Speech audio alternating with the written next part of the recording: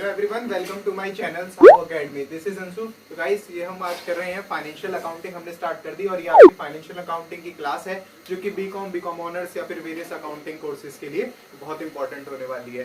तो हमने previous videos में फाइनल अकाउंट पूरा कवर अप कर दिया था और इस वीडियो में हम एक नया टॉपिक शुरू करेंगे जिसका नाम है एनपीओ। ये आपने पहले भी पढ़ा होगा क्लास 12 में या किसी ने 11th क्लास में भी पढ़ा होगा, तो सेम ही वही है। तो उसी को थोड़ा और डीप वे में हम इसमें पढ़ेंगे बीकॉम में या बीकॉम ऑनर्स कुछ भी आप कर रहे हैं, फर्स्ट या सेकंड सेमेस्टर में आपका आएगा। तो आज हम वही पढ़ने वाले हैं। तो आज इसका हम इंट्रोडक्शन देखेंगे, केवल इंट्रोडक्शन देखेंगे, फिर उसमें बाद में धीरे धीरे क्वेश्चंस भी करेंगे। तो आज की जो क्लास है वो इंट्रोडक्शन की क्लास है, तो आज इसे हम समझेंगे। अगर आपने अभी तक मेरा चैनल सब्सक्राइब नहीं किया है तो चैनल को सब्सक्राइब कर लीजिए, बेल आइकन को प्रेस कर लीजिए ऐसे ही वीडियोस के लिए।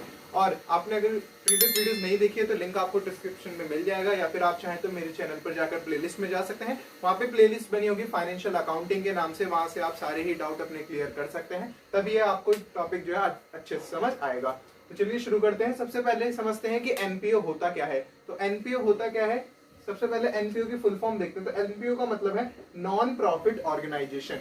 नॉन प्रॉफिट, नाम से ही पता चल रहा है, ऐसी ऑर्गेनाइजेशन जो नॉन प्रॉफिट यानी बिना प्रॉफिट के लिए काम करे, कि उसका जो मेन एम होना चाहिए वो प्रॉफिट कमाना नहीं। ऐसी कोई ऑर्गेनाइजेशन जो बिना प्रॉफिट के लिए काम करती है उसे ही हम कहते हैं नॉन प्रॉफिट ऑर्गेनाइजेशन। तो हम इसी की ये जो चैप्टर है हमारा एनपीओ, उसमें हम देखेंगे कि इसके फाइनल अकाउंट कैसे बनते हैं, अगर इसका प्रॉफिट एंड लॉस अकाउंट नहीं होता तो वो कैसे मैनेज किया जाता है। तो वही सब इसमें हम पढ़ने वाले हैं। जैसे कि हमने अभी फाइनल अकाउंट पढ़ा था कंपनी का, तो उसमें हमने कंपनी के लिए अलग अलग बनाए थे ट्रेडिंग अकाउंट, P&L अकाउंट, क्योंकि कंपनी का मेन मोटिव क्या होता है, to earn profit, to earn livelihood, यानी अर्न प्रॉफिट उनका मेन मोटिव होता था। अब यहाँ पे उसका उल्टा है बिल्कुल। नॉन प्रॉफिट ऑर्गेनाइजेशन वो होती है जिनका जो मेन मोटिव है या उनका मोटिव ये नहीं है कि उनको प्रॉफिट कमाना है, तो इसलिए उसे कहते हैं नॉन प्रॉफिट ऑर्गेनाइजेशन। तो एक बार इसकी डेफिनेशन देख लेते हैं आज। NPO is an also known as non-profit organization. It is formed for promoting a useful object such as art, culture, sports, education, charity, religion, etc. तो ये एनपीओ क्या होता है? एनपीओ को ऐसे समझिए जैसे कोई ट्रस्ट होता है, तो वही एक एनपीओ है।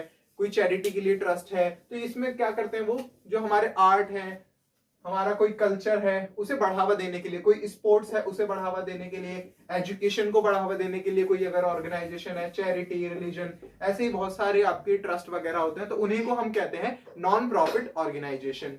तो इसका मेन एम क्या होता है, जैसे कि मैंने भी बताया, इसका मेन एम जो है वो प्रॉफिट कमाना नहीं है, प्रॉफिट अर्न करना नहीं है। तो इसका मेन एम होता है, the main aim of NPO is to give a social service without aiming at profit. इससे क्या है, सोशल सर्विस देना, यानी सामाजिक सेवा देना, ऐसा कह सकते हैं हम, सामाजिक सेवा देना बिना किसी प्रॉफिट के, बिना किसी से कुछ लिए।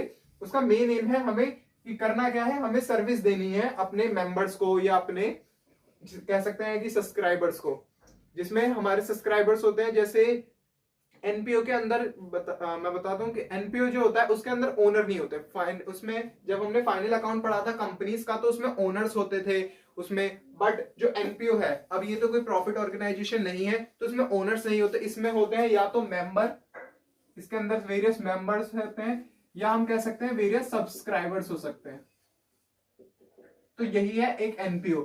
इसका मतलब है, इसका जो भी वो काम करेगा वो अपने मेंबर के लिए कर सकता है, सब्सक्राइबर के लिए कर सकता है, या सोशल सर्विस दे सकता है। तो इसी का मेन एम होता है, एनपीओ का मेन एम यही है। उसके बाद चलते हैं फीचर्स पे कि इसके क्या क्या फीचर्स हैं। तो फीचर्स देखते हैं। तो सबसे पहले the NPO have no profit motive, जैसे कि अभी मैंने बताया।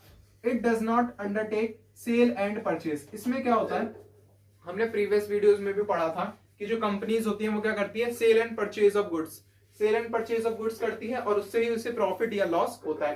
बट अब यहाँ पर कोई प्रॉफिट एंड लॉस की बात नहीं हो रही है, और यहाँ पर हम कोई भी गुड्स सेल या परचेज नहीं करते हैं। एनपीओ के अंदर ज्यादातर देखा गया है, एनपीओ में कोई भी सेल या परचेज नहीं होती है गुड्स की। तो ये भी एक इसका फीचर है, या कह सकते हैं कैरेक्टरिस्टिक है। उसके बाद their transactions are mainly cash transactions. इसमें हमने फाइनल अकाउंट पढ़ा था बिजनेस का या कहें हम कंपनी का, तो उसमें क्या होता था कि जो भी ट्रांजेक्शन होती थी वो कैश ट्रांजेक्शन भी हो सकती थी, क्रेडिट यानी कैश में भी माल खरीद सकते थे, या कोई भी जो ट्रांजेक्शन होती थी वो कैश में और क्रेडिट दोनों में होती थी। बट एनपीओ में ज्यादातर यही देखा गया है सारे एनपीओ में कि वहां पर कैश ट्रांजेक्शन ही ज्यादा चलती है, वहां पर कोई भी क्रेडिट ट्रांजेक्शन नहीं होती है। उसके बाद देखिए तो they do not prepare trading account, P&L account और बैलेंस शीट। ये जो ट्रेडिंग अकाउंट है ये P&L है और ये बैलेंस शीट, ये किसमें बनाते हैं? फाइनल अकाउंट्स में हमने बनाया था। किसमें? जब हमने बिजनेस का या कंपनी का फाइनल अकाउंट बनाया था। तो अब इसमें जैसे कि मैंने बताया कि इसमें कोई भी प्रॉफिट या लॉस नहीं होता है। तो प्रॉफिट और लॉस नहीं होता है तो हम ट्रेडिंग अकाउंट भी नहीं बनाते हैं, P&L अकाउंट भी नहीं बनाते हैं और बैलेंस शीट भी हम इसमें नहीं बनाते हैं। तो इसमें अब बनाते क्या है वो भी हम आगे पढ़ेंगे। आज हम पहले इंट्रोडक्शन ही देख रहे हैं, बेस पहले क्लियर करेंगे। तो इसमें क्या नहीं होता? ट्रेडिंग अकाउंट नहीं होता, P&L अकाउंट नहीं होता और इसमें बैलेंस शीट भी नहीं होती है। लास्ट इसका एक बार कैरेक्टरिस्टिक देखते हैं। They do not have owners but have members only. जैसे कि मैंने बताया कंपनीज में क्या होते हैं? वेरियस ओनर्स होते हैं, जिससे हम कह सकते हैं शेयर होल्डर्स हो सकते हैं, जो क्या करते हैं कंपनी में इन्वेस्ट कर सकते हैं, इन्वेस्टर होते हैं। बट अब ये कंपनी नहीं है, यहाँ हम उसको उल्टा बिल्कुल एनपीओ की बात कर रहे हैं। आप कोई ट्रस्ट का नाम सोच सकते हैं और उस पर आप इसे इलेबोरेट कर सकते हैं। कोई ट्रस्ट है, वो नॉन प्रॉफिट ऑर्गेनाइजेशन ट्रस्ट होता है, यानी वो बिना किसी प्रॉफिट के लिए वो काम करता है। बेसिकली अपने जो सब्सक्राइबर्स है या अपने मेंबर्स हैं उनको सोशल सर्विस या कहें कि जो भी पीपल हैं उनको सोशल सर्विस देता है वेरियस फील्ड्स में, आर्ट्स की फील्ड में, कल्चर को बढ़ावा देने के लिए, स्पोर्ट्स को बढ़ावा देने के लिए, एजुकेशन, चैरिटी या रिलीजन को बढ़ावा देने के लिए। इसका मेन एम मैंने बताया, मेन एम इसका कुछ नहीं होता। इसका मेन एम सिर्फ यही है कि अपने जो सब्सक्राइबर्स हैं उन्हें वो क्या करता है? सेटिस्फाई करता है, उन्हें ही सर्विस देता है। उसके बाद हमने फीचर्स की बात करी थी। तो जैसे कि मैंने बताया था उसमें आप ओनर नहीं है। ओनर नहीं है मतलब वहां पर कोई भी ओनर्स तो है नहीं। जब ओनर नहीं है तो उन्हें ना तो हमें कोई प्रॉफिट देना है, ना ही उनसे अगर लॉस हुआ है तो लॉस लेना है। तो यहाँ पर क्या होते हैं? मेंबर्स होते हैं। इसलिए हम यहाँ पर कभी भी P&L अकाउंट नहीं बनाते हैं, बैलेंस शीट भी यहाँ पर नहीं बनाते हैं और यहाँ पर ट्रेडिंग अकाउंट भी नहीं बनाते हैं। तो ये था एनपीओ, ये होता है एनपीओ, बस आपको ये समझना। और इस चैप्टर में हमें पढ़ना क्या है कि एनपीओ को कैसे हम, अगर हमारा उसमें प्रॉफिट नहीं होता, लॉस नहीं होता, तो उनके पास फंड कहां से आता है और वो अपने पूरा एनपीओ कैसे चलाते हैं, ट्रस्ट कैसे चलाते हैं, इसमें क्या क्या अकाउंट बनते हैं, ये सब हम आगे की वीडियोस में भी देखने वाले हैं। तो आज जो वीडियो मैंने बनाई है ये सिर्फ आपका बेस क्लियर करने के लिए कि आपको थ्योरी भी आनी चाहिए कि ये जो एनपीओ चैप्टर है काफी ज्यादा इंपॉर्टेंट और काफी ज्यादा बड़ा चैप्टर भी है। आपका इसमें एक क्वेश्चन फिक्स है, आना ही आना है, या तो चॉइस में आएगा पर आएगा।